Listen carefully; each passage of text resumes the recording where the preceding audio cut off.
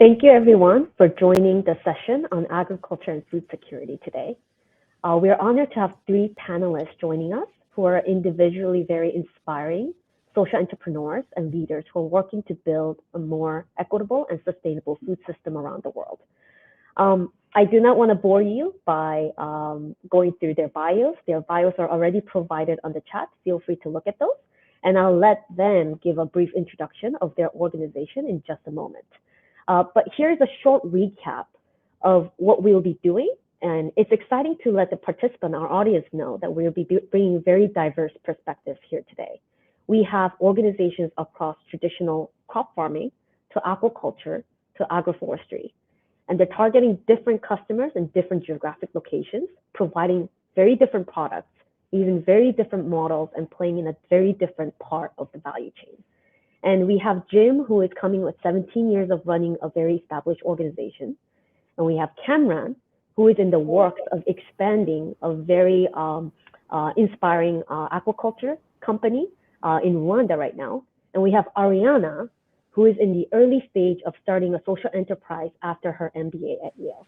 It's very exciting to be able to feature our speakers today and get their perspectives on some salient topics around the food system and how they're managing their social enterprises as of now. That being said, we also have QR code that will be up on the screen at the moment.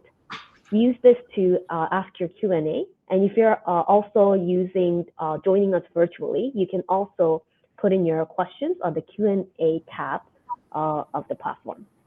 So that being said, let's go ahead with quick introduction. Let's do a blitz 1-minute introduction from each of our speakers. So why don't we have Ariana go first, and then Cameron, and then Jim.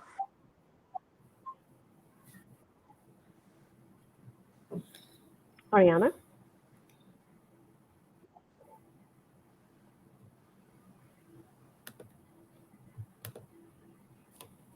If Ariana is not be able to hear me, maybe Cameron, could you go ahead and do the introduction first? Sure. Yeah, so I'm Cameron. I'm the CEO of Kivu Choice, former director of expansion for Victory Farms. So Kivu Choice is a soon-to-be vertically integrated tilapia farm. Vertically integrated as in we'll be managing our hatchery, our distribution, our production, our processing facility, and our points of sale. So we'll have dozens of branches across Rwanda. We plan to sell into the local markets, and we'll also be exporting into DRC and Burundi. Our model is inspired off of Victory Farms. So we're replicating the model that's proved very successful in Kenya. Victory Farms is also a vertically integrated tilapia business, and they're the largest in East Africa currently. So as a group, we have plans to create a Pan-African white protein solution. And our mission is to feed 2 billion Africans with sustainable, affordable white protein over the next 2 decades. Thank you. Why don't we go with Jim, and then hopefully Ariana can chime in afterwards. Sure.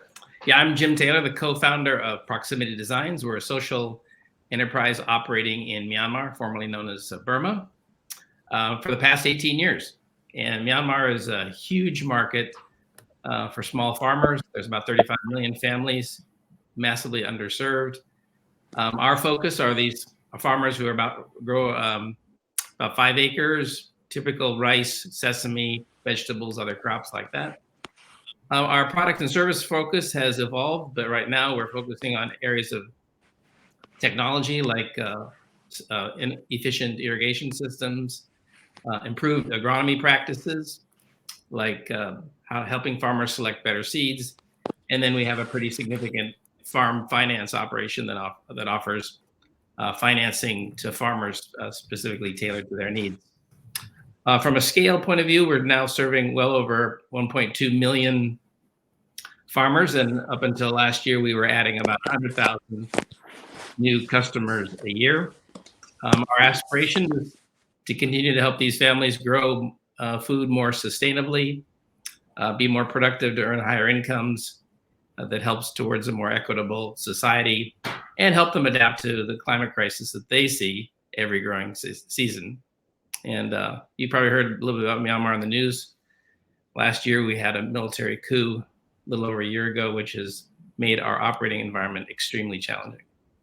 Thanks.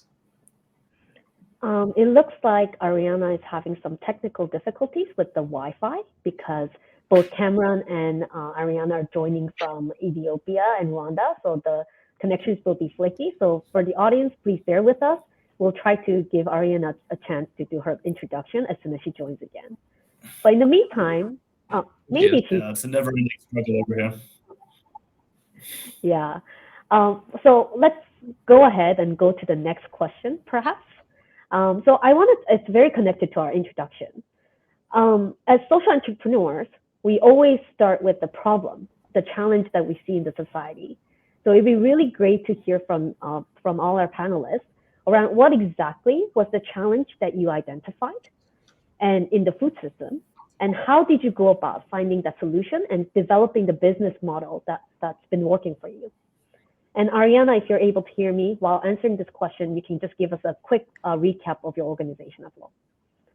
Sure. Thank you, Sohee, and apologies to everyone having a lot of connectivity issues, especially in the past couple of weeks. So just as a quick introduction, I'm Ariana, the founder and CEO of Forested, originally from Hong Kong, and really had no exposure to agroforestry, the African continent, or smallholder farming until I moved to Ethiopia about 7+ years ago.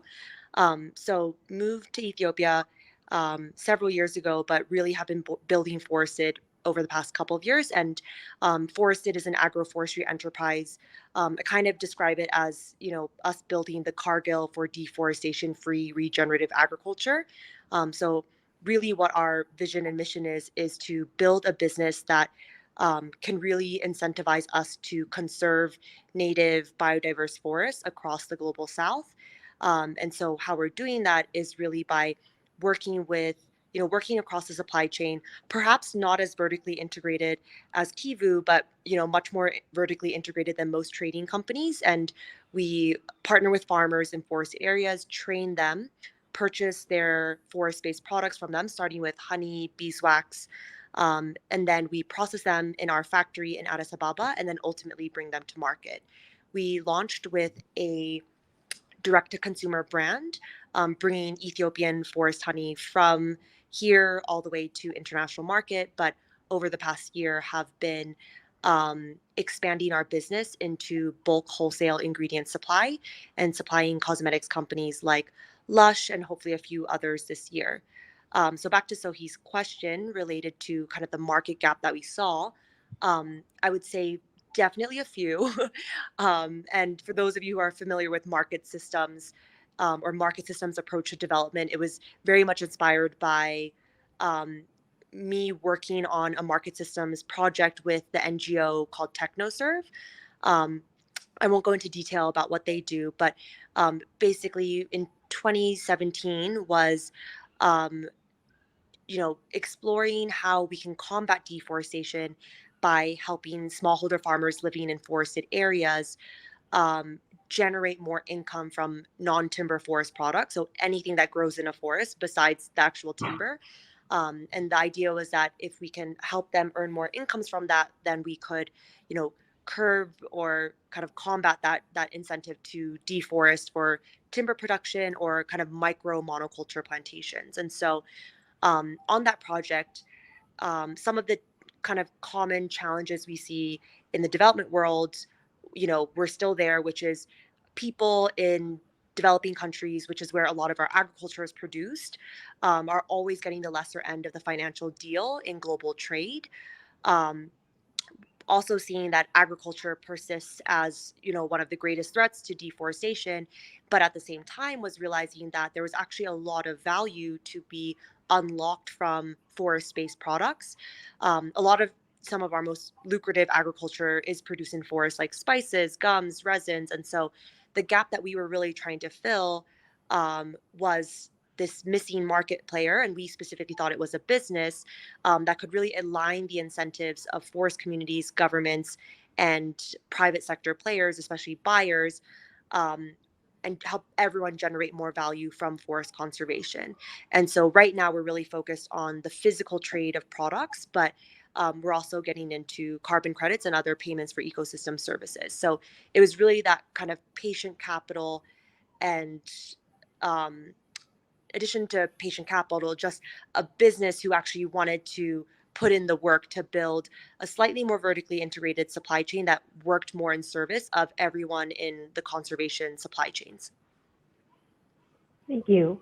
Talking about smallholder farmers, and Ariana was doing it in the forested area. Maybe Jim, you might want to go ahead and talk about what are the challenges that you saw for smallholder farmers in Myanmar, and how you went about finding a business model that works.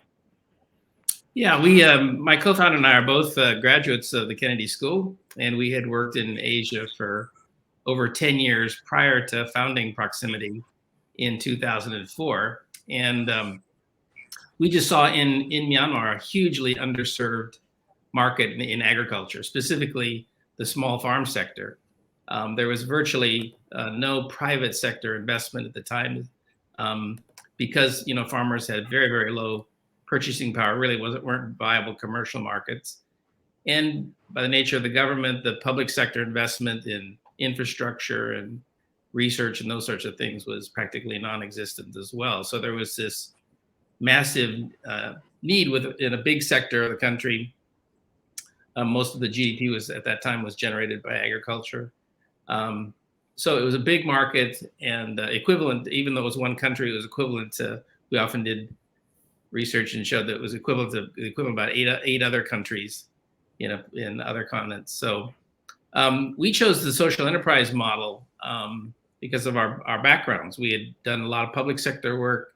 We'd done work with multilateral institutions like the World Bank and the UN. I'd worked in the private sector for a Fortune 400 company for a number of years. And it just seemed in Myanmar that was a business model. The social enterprise made the most sense. And we looked at, from a macro point of view, we looked at what does it take for a nation to emerge from a solely agrarian economy into a more advanced economy. You look at in the other countries in Southeast Asia, you could see that to support their rural sector, they focused on three main things. And one was getting better technology to farmers, whether that was in the way of equipment or better seeds or that sort of thing. We focused on irrigation. But in the second area is agronomy practices. Farming is a huge problem in optimization, and farmers need a lot of support for better agronomy practices. And third, they need capital. And in Myanmar, there was virtually no lending to the rural sector back in the early days. So our approach really mirrored at the time. Design thinking was emerging, and we had a close partnership with Stanford University, their design school, that focused on things like extreme affordability for customers and was really user focused. So we just spent a lot of time traveling around the country and living there full time and meeting farmers and getting to understand better closely at the micro point of view what they needed, and also to understand at the macro view what it was going to take to move the agricultural sector forward and help it to be more productive. So so we've built a kind of a hybrid model. We have both a nonprofit sector that offers agronomy services for free. We have a commercial sector that sells our irrigation products, and we run a for-profit finance institution bank with about $50 million in capital, serving 200,000 farmers. Thank you. Cameron, maybe you can go ahead, and maybe it'll be interesting to hear about your work in the vertical integration of aquaculture to your farm, and talk about how that's addressing food security issues in Kenya and Uganda. Yeah, so I mean, maybe just to take one quick step back, which is just the problem statement that we were looking at. When I was looking at the industry, the problem statement was just crystal clear. And for our co-founders in Kenya, they felt the same way. So basically, you're looking at the population of Africa doubling in the next 20 years to 2 billion people. And then as with that, you've got the backdrop of depleting wild catch over the last 50 years. And it's been quite astounding. So in the last 50 years, wild catch has been depleted by 97% on a production rate per year. So you have this increasing population and this dwindling supply. And I think the other piece that you've got to factor in is that tilapia, which is what we're farming in both of our operations, has been consumed in sub-Saharan Africa for thousands, if not, millions of years. So obviously you have a product category that's tried and tested. Like there's a clear product market fit there, and there's an ever increasing demand that is just about to turn into something that could be prospectively even catastrophic. And so we looked at that as an opportunity, but there's obviously challenges with it as well. So the challenge is fundamentally in being a pioneer in an industry. And so the size and scope of the commercial fish farms that we're building, both in Kenya and then soon to be in Rwanda, are just pretty much an order of magnitude larger than what's currently existing.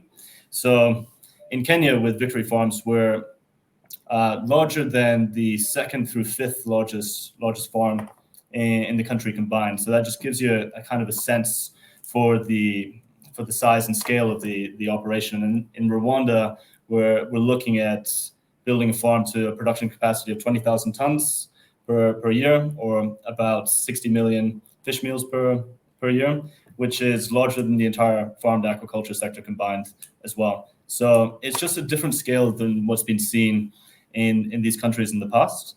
And so with that, you have to own and operate each piece of the value chain, because you can't just plug into existing infrastructure. There isn't existing infrastructure to support what we're doing, which is a challenge, but also at the same time, that's also what attracted me to the space. I found that to be quite exciting, and it's an exciting part of the business to be able to build everything from the ground up. But nonetheless, it's still very much a huge coordination challenge, and really takes an immense amount of competency and coordination in order to make it happen. And with that size, you've also got challenges around regulation and talent as well. So on the regulation side, we're having to work hand in hand with government as we grow, because these governments have not seen farms of our scope before. So we're showing them what a commercial aquaculture operation can look like, and the kind of regulation, or the existing regulation that needs to be adapted and adjusted in order to enable our businesses to operate. And then on the talent piece, because commercial aquaculture farming is just a very different ballgame from smallholder aquaculture farming, we really needed to build that talent from the ground up. So we have an in-house training and development function in both of our businesses to build best-in-class aquaculturists on the continents. And that talent just didn't exist before. So it's just another piece to this giant complex business that you've got to build from the ground in order to make it work. So that's the challenge, and that's the opportunity that we saw. Cameron, I think this is a really great starting point for me to pivot slightly to talking about what equitable and sustainable food system means to all of us. So I want us to just recognize that I think the pandemic has really shed light on the vulnerability of the global food system. And we know that it had the hugest impact on people who are actually in the developing markets. And I just want us to be able to think about, how does your organization, your company, fit into the big picture of the global food system? And how do you think your company is working towards fixing some failures in the value chain in the food system? And how are you thinking about your role, your contribution to developing more inclusive food systems? Shall I go first, Jim? Go ahead if you have more insights to share with us. Yeah, so as far as how we plug into the global food system, we're actually looking to disaggregate from the global food system. So we've got a philosophy around local production for local consumption. And when you think about like what's been happening with COVID and the other geopolitical events that have happened, you're looking at radically increased logistics and inputs costs. And so it just really begs the need. 50% and above in increases in logistics costs over the last 2 years. And currently, we import the majority of our feed, which constitutes about 70% of our costs, from Europe and from Egypt. And that's just such a huge cost function for us. And so we're looking to start, with our local feed mill, that's really going to help create a more robust food system for us and for the countries that we're operating in. And then on the local consumption piece, the local markets in sub-Saharan Africa are just wildly underserved. So you're looking at 4 kilos per capita of annual consumption in Kenya, and about half of that in Rwanda. And just to put that in perspective, in Europe, that's about 25 kilos. So it's like 6 to 10 times less consumption in sub-Saharan Africa, at least in Kenya and Rwanda, which is counter to what you might expect, not just a factor of purchasing power. In fact, it's not. Purchasing power isn't even the main driver. It's really supply. Well, purchasing power is, but really like a main, probably the primary factor is supply. And then there's also an affordability piece. So because we've got a volumes play, we're trying to tackle the base of the pyramids. We're able to meaningfully bring down the price of fish in the areas that we operate across rural and urban Kenya, and then soon to be the same case in Rwanda. So we're able to bring down the cost of fish by upwards of 30% in some of the markets that we're operating in. Mm-hmm. And so we operate in some of the poorest parts of Kenya currently. So in what you might typically call slums in urban parts of Nairobi, and then also in very rural markets across Kenya. And in some of these rural markets, so previous consumption was in the range of around 2 to 4 kilos. When we came in and set up branches that were just supplying regular access to affordable fish, that production spiked up to European levels. So you're looking at 20 kilos per capita in some of these markets that, even though they were traditionally, you wouldn't expect it just by virtue of the purchasing power. But once you provide that supply, the demand is supply, and that affordability, the demand is there. So that local production for local consumption model is like a really big piece of what we're focusing on in order to provide those, or to create an equitable food system for the countries that we're operating in. I'm very intrigued by this local production, local distribution. And I can take it to any of the panelists, but let's start with Ariana, because you developed, I understand, honey that you actually bring to the market, not just in Ethiopia, but also globally. So how does your response differ or similar to Cameron? Yeah. So I would say, even though we are very focused on international markets, I actually am very passionate about shorter supply chains, local markets, because I think one of the things that makes it really difficult to not just build regenerative supply chains, but actually scale them, is that they're just more expensive. I think a lot of the food products, especially ingredients that we see in, like Honey Nut Cheerios, not to throw shade at specific brands, but I would say like the reason why food supply chains and agriculture supply chains aren't so unsustainable is because we've commoditized everything to the degree that it's just a number and a race to the bottom in terms of pricing. And so as we've been trying to enter the international ingredients world, I would say we go to the market knowing that our products, so specifically starting with forest-based honeys, are probably like 3 to 4 times more expensive than the competing kind of commodity honey that's being traded into food and cosmetics products. And that's just the reality, is that building regenerative, smallholder farmer inclusive supply chains is just more expensive. So our strategy is really about finding values aligned buyers before all else, being super transparent with them about pricing, from field all the way to cargo, and then really building these partnerships that can help us scale. So I think for us, we're the kind of what we're up against in terms of, cost competition in the market is not just the extra cost of building inclusive regenerative supply chains, but it's also just not being at the scale of, some of these massive trading houses like Cargill. So everything for us, and really the future of our growth, it's really going to have to be rooted in values aligned partners. Hmm. Now I want to go to Jim. It seems like you have a lot of thoughts into this. And and from my experience working with you in Myanmar, we know that the value chain system works quite differently in Southeast Asian market. And our smallholder farmers are actually very integrated into global exports.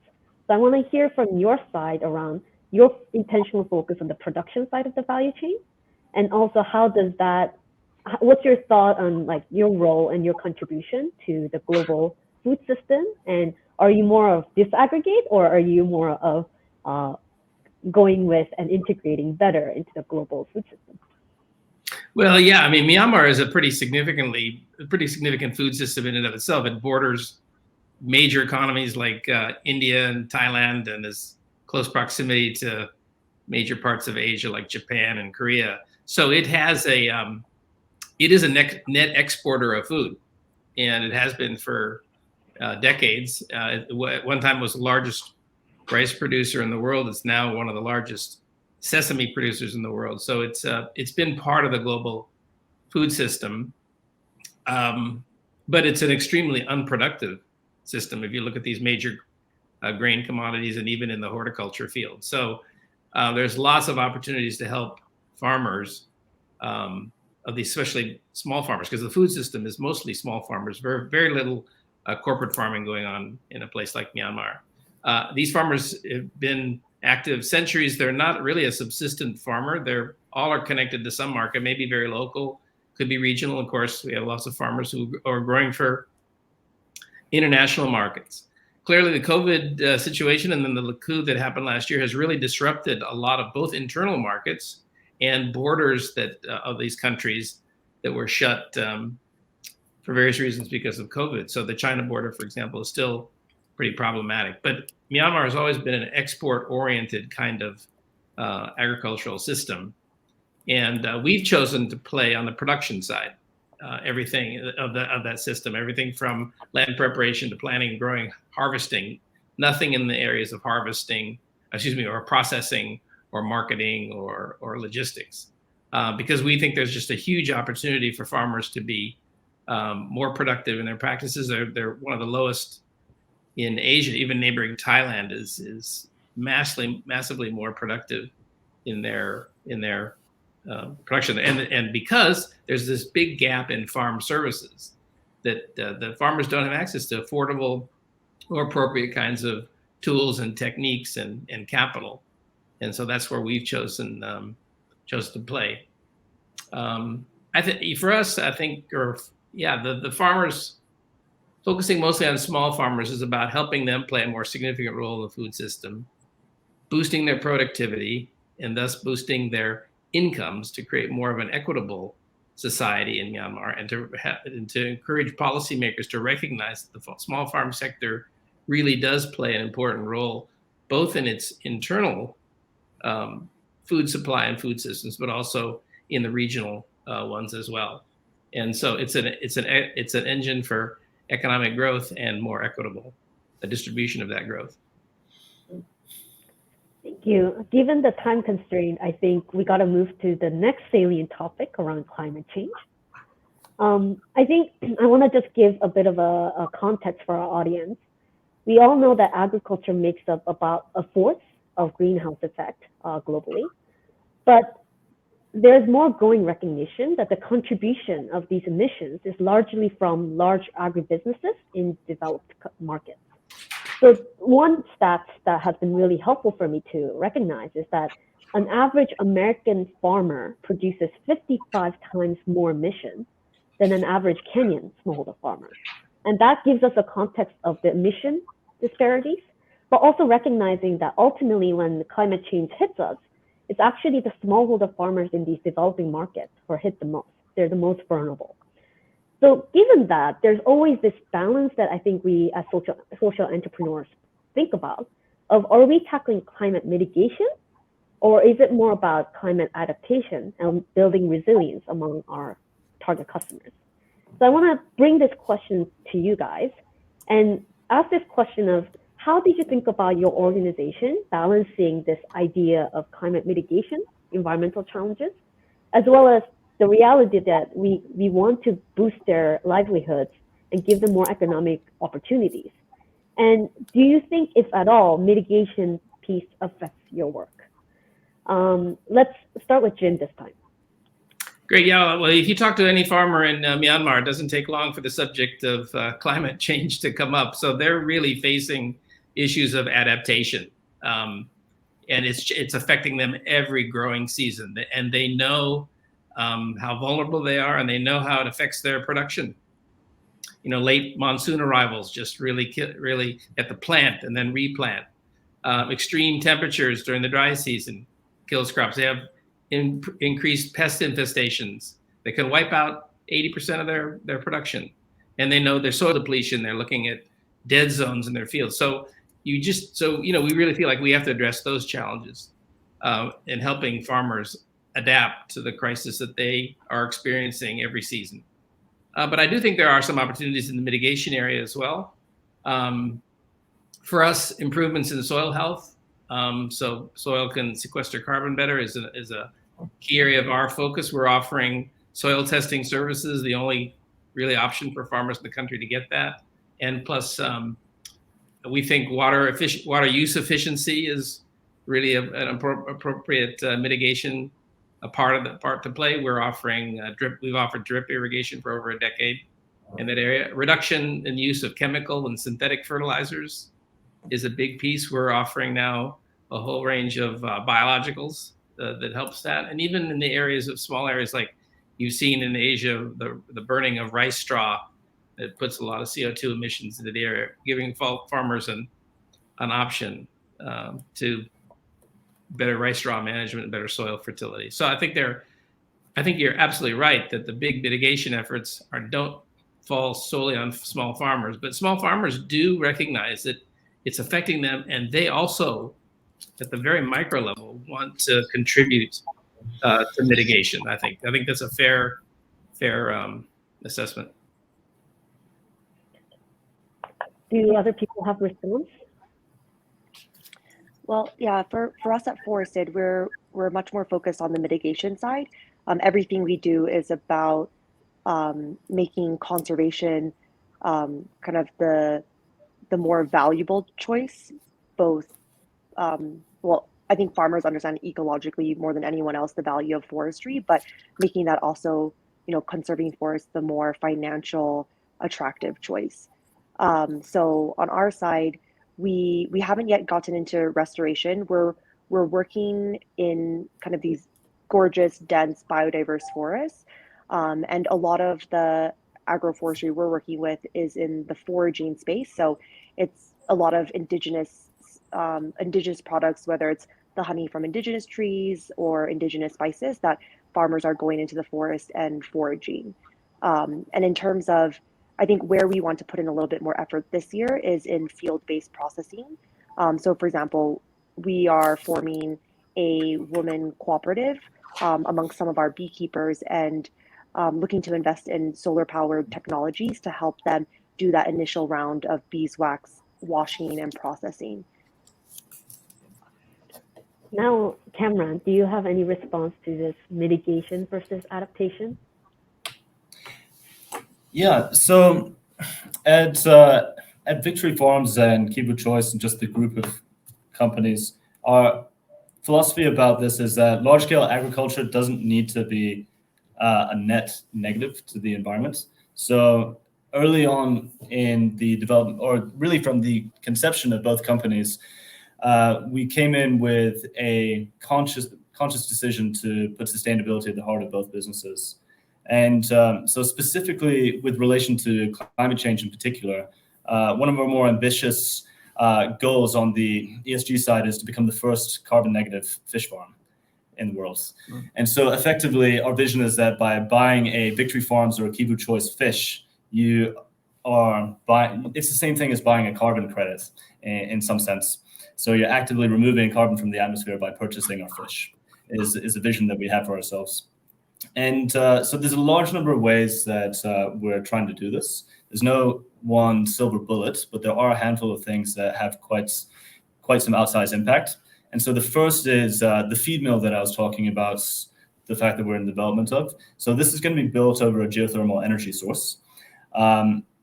And the fact that it's also built locally, as I was mentioning and alluding to earlier about reducing the length of our supply chains, is that, well, the logistics costs of an agricultural business are actually the primary CO2 producer or emitter within the scope of an agricultural business. And so by being able to reduce those logistics times to and from your farm, you're drastically reducing your carbon footprints.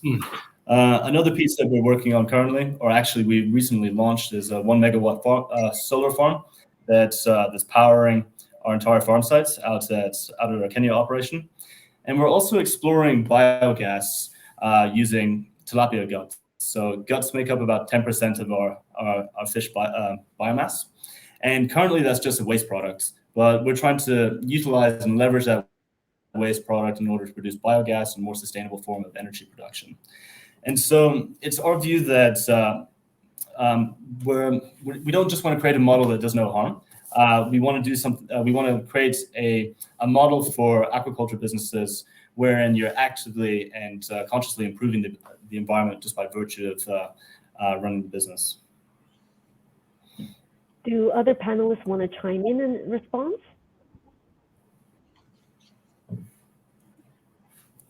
All right. Jen? I can see. No, I think Cameron's observation of the logistics is a big piece of it, and obviously shorter supply chains really help in that area. Yeah. Yeah, I have a lot more questions, but I'm mindful of the fact that we are having a lot of really interesting questions from our audience. So why don't we tackle those questions first? So one question that came up earlier is someone just commented on, are we as panelists thinking a very top-down approach, or are you really making sure that the solutions are community developed, owned, and managed? I want to first go with Jim because your organization's name has design in it, and I know you do a lot of human-centered design. But can you tell us a bit more of how you think about generating the problems and the associated solutions from the ground up? Yeah, I think a lot of it's embedded in our name. We chose the name Proximity because we really believe a core value for us is to be proximate to the communities and to the individual farmers that we serve. And how you make that practical from an organizational point of view is we have all of our staff are in Myanmar, and we have a lot of systems and processes surrounded around design thinking to making sure that we are embedded in our communities. We understand what farmers are thinking. We track these markets are very dynamic.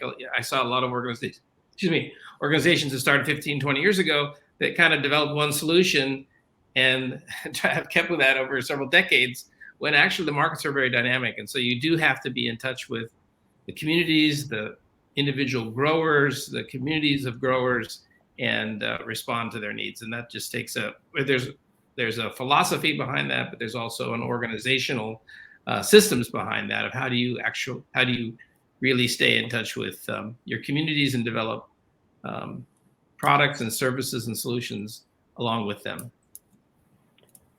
Thank you. And Ariana, when I was searching for your organization, I was actually intrigued by one of your blogs that was about the use of traditional log for making honey production. And I think that's very insightful. Can you share a little bit more about your engagement with the community and how you think about how you develop the production side for honey? Yeah, I would say in general, beyond honey, we really try to embrace traditional agriculture practices. And, we think that one of our major roles in the market is to help kind of bridge the gap between agriculture practices that have worked for millennia and the importance of them to the market side of things. And I think what's sometimes quite backwards is when we refer to like modern systems and modern agriculture, it's actually it's actually much more backwards than indigenous practices. So with the farmers that we work with, specific to honey, I would say Ethiopia, being by far the largest producer of honey on the African continent, is probably 95% plus utilizing these traditional methods. So just to share more about it, basically what farmers do is they construct these kind of like cylindrical hives out of natural materials, whether that's straw or timber a lot of the times. And honey traditionally has a quite a close relationship with conservation, in the sense that a lot of apiaries or kind of beehives, or these traditional beehives, are hung deep into forests where bees are basically thriving in their own version of Candyland and are producing a lot of this honey from indigenous tree flora and other indigenous botanicals. And so there are some quality issues that are more prominent in traditional systems, like higher moisture content, because you can't, more carefully monitor a hive that's 6 hours deep of a trek into the forest and 30 meters up a tree versus like in your backyard. But basically what we do to kind of mitigate quality issues is we do some training on kind of when the appropriate harvest seasons are, or optimal harvest seasons are, to measure moisture. But we also try and mitigate quality issues in our own facility and investing in different machines that can lower moisture content. And then finally, when we go to the market, are very transparent with buyers about why honey is the way it is, and also very much honoring the changes in honey seasons, even coming down to like the flavor or like the color of a honey, and just really do a lot of education around that to the market. Thank you. While I'm asking the next question, I will have our tech team bring up the QR code, just in case people miss the QR code for asking more questions. So the next question, I think, Cameron, I'm intrigued to hear what you're going to say for this. There were questions around the idea of scale and efficiency, and the idea around whether you need to consolidate all these smallholder farmers or smallholder productions in order to be efficient. And I know, I want to first hear from you around what your view is on that. And I know this question was actually specifically mentioning Myanmar and Jim's work with smallholder farmers. So it would be great if, Jim, you can go next to share your insights. So I don't think that you need to consolidate these smallholder players. We're trying to create a model that enables these smallholder players to thrive by plugging into our existing infrastructure.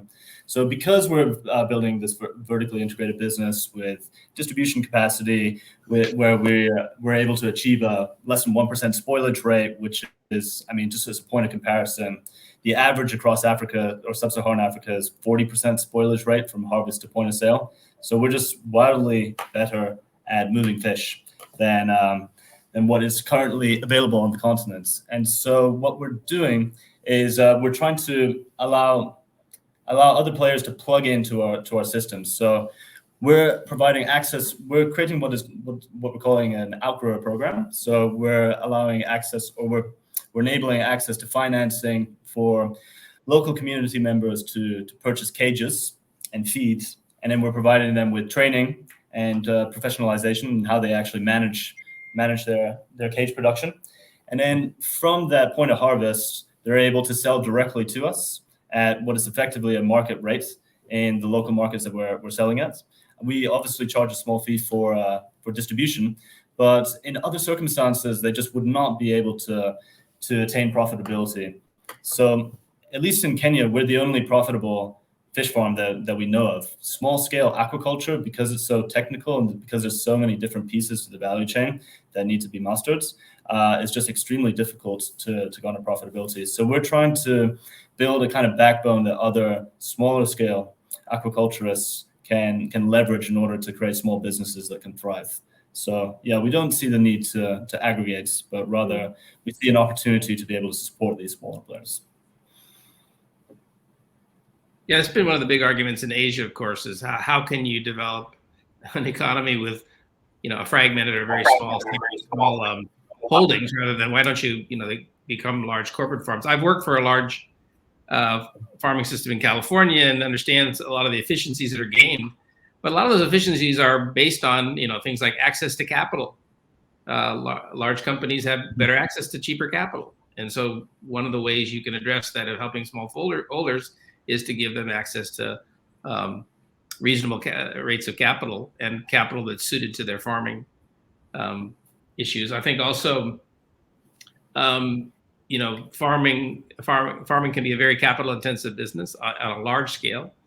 We've invested in a company in Myanmar that offers farming as a service.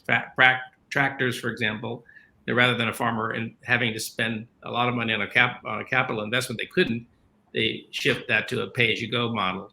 So there's ways to support small farmers to have some of the advantages that large corporate farms have because of access to capital, access to capital-intensive equipment, and better practices. But there's a lot of, you really have to look at it on a crop-by-crop basis too, because there's a lot of crops, for rice, for example, that really is better cultivated more productively and sustainably on a small scale, relatively small scale, 10, 20 acres sort of thing, rather than massive kinds of farms.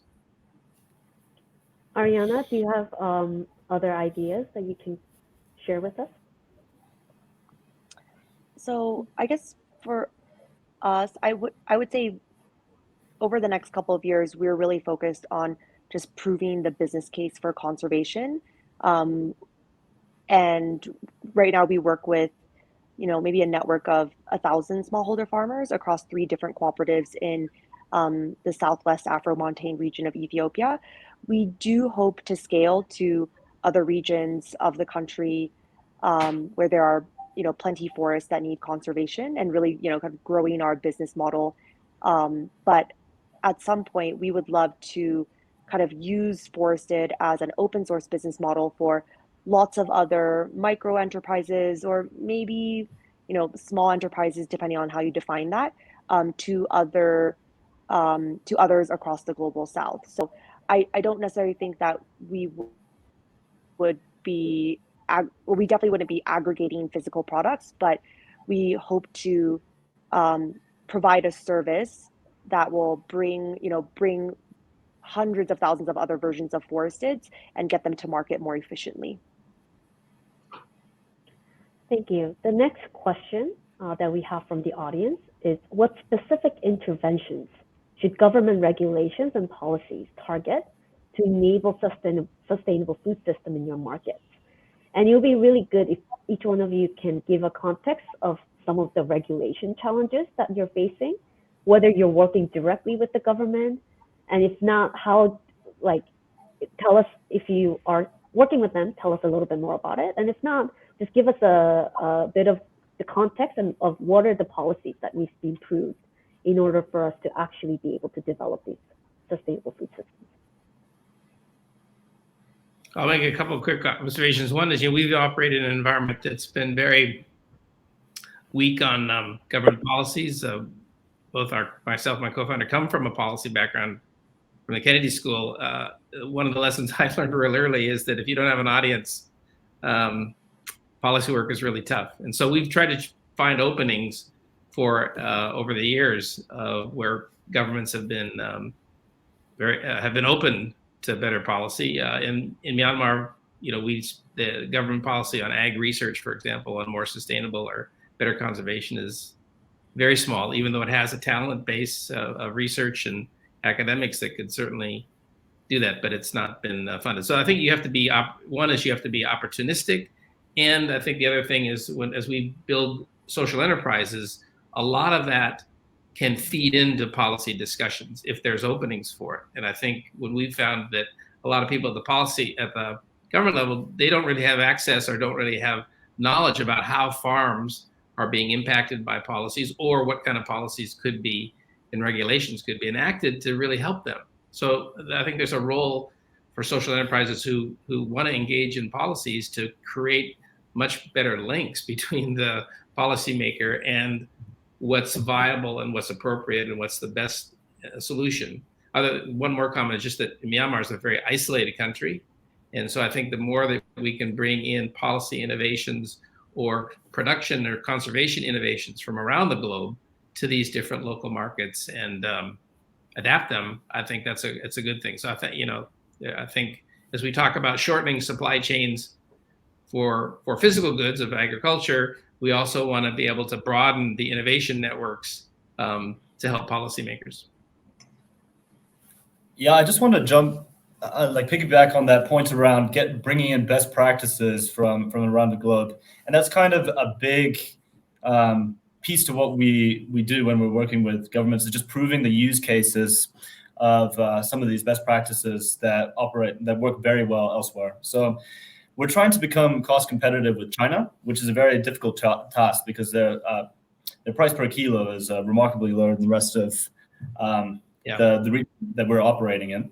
And there are some specific reasons for that. So I'll give a specific example, which is with respect to the way that we operate our branches now, so none of our branches are actually electrified, whereas the previous regulation was such that you had to have refrigerated units, so electrified refrigerated units in your branches. We were able to work with government to prove to them that you could actually use insulated bins to keep fish, at least if it was brought in cold, so brought in at say -5, -10 degrees, it could stay food safe for up to a week at a time. And so that drastically reduces your cost of your commercial branch rollout. And then the same can also be applied to transportation. So I recently piloted a bin transportation model in Kenya. So we had to work hand in hand with the Kenyan Fisheries Service because their main concern was around spoilage. But we were able to prove by putting sensor pushers, so real-time temperature readers into our bins and collecting extensive data on like fish temperatures before and after transports, and providing them with weekly reports to just show, look, indeed, this model works, and these are the economic gains that you can make by running with this model. And it doesn't just work for us. So like if a small-scale farmer wanted to transport fish over from Lake Victoria over to Nairobi, that's a very costly exercise. I mean, if you have to hire a reefer truck, that's thousands of dollars, or up to $1,000, let's say, for a single trip, which a small-scale farmer can't afford. But what they can afford is an insulated bin on the back of a pickup truck. And this is something that we're able to pilot for the industry and now can be used across the sector and just drastically reduce costs for everyone. Thank you. Ariana, do you have last comments? I'm mindful that we're 2 minutes till the end of the panel session. I would say our team in particular has struggled a decent amount with, I would say, the regulatory constraints and just the complexity of navigating bureaucracy. We're hoping that it's just kind of a pain point over this quarter because we're setting up our factory, so there's a lot of licensing issues. So I would say maybe to kind of stay away from the federal level bureaucracy. On the community side, I think what's exciting is that it's definitely mandatory, in order to do anything at the field level, we have to engage stakeholders. But basically, the earlier that you engage kind of like village level government stakeholders in your programming, it's just going to help you in the long run. And so as we're designing our training curriculums for farmers, our sourcing plans, we always engage kind of like the local offices from livestock to agriculture to trade, kind of bring them together with farmer cooperatives, and having an approach like this definitely helps us quite a bit. We're also excited to be partnering with an NGO called Digital Green, and they're very much focused on bringing digital training, not directly to farmers, but actually capacitating local government stakeholders to then, distribute training to farmers. And so we're hoping through that partnership, we'll be able to not only strengthen our relationship with our expanding group of farmer suppliers, but also with the local governments that we definitely need the buy-in of.